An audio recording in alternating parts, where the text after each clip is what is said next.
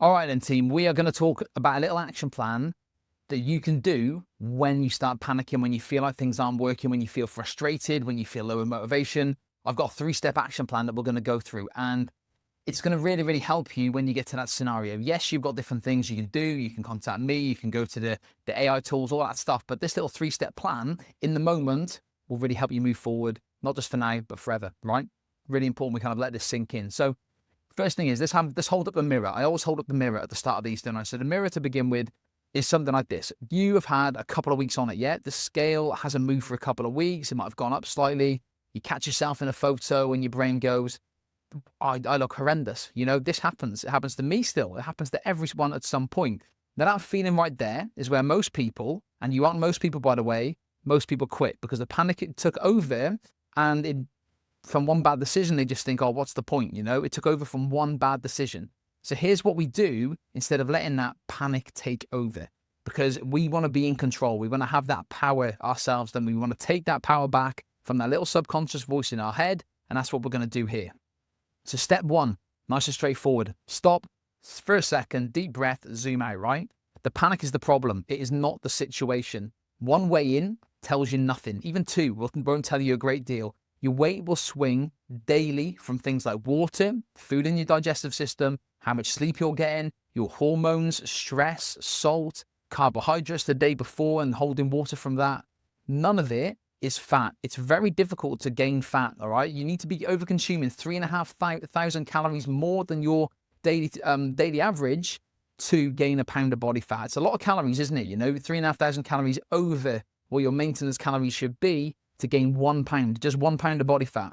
So the reason people have got a lot of excess body fat is years and years and years of accumulative calorie surplus, overeating their calories. So first thing is stop, think about, right, this is okay, zoom out. I'm actually doing okay. It's not body fat. It's going to be one of those things: water, food, sleep, hormone, stress, salt, one of those things, all right?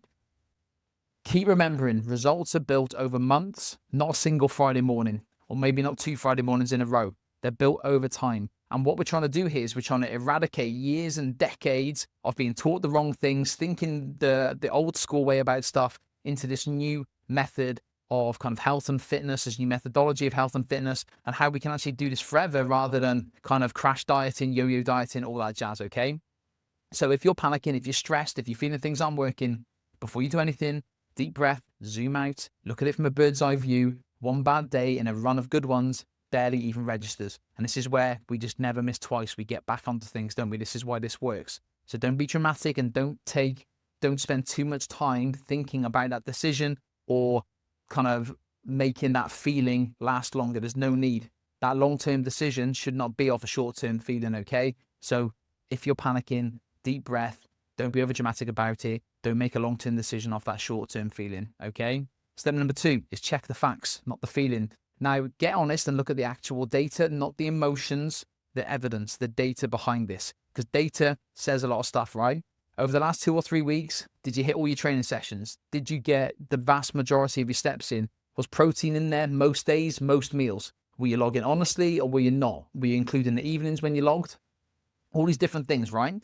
9 times out of 10, the panic isn't that the plan or the system or the method is broken. It's that the basics just slipped a little bit and your brain jumps straight into that kind of nothing works scenario, okay? Again, it's that little subconscious voice in our head telling us that, oh, why are you bothering? What's the point? It's too difficult. It's too hard. You have to override that. You have to overcome that, okay? Facts will calm you down. Data will calm you down. Feelings wind you up. And this is why I talk about trying to take your emotions out of this. I know it's an emotional thing, but we got to separate ourselves from that emotional side of stuff, because if you allow your emotions to run your decisions, we're never going to get anywhere. You have to override that with logical thinking. And that's what a lot of this is about, thinking logically about stuff. And then step 3 is just kind of take one action and never miss twice. I bang on about never miss twice enough, don't I? But if you do it, it works. You don't fix this by trying to overhaul everything or slashing your calories or adding 2 hours of cardio in the next day.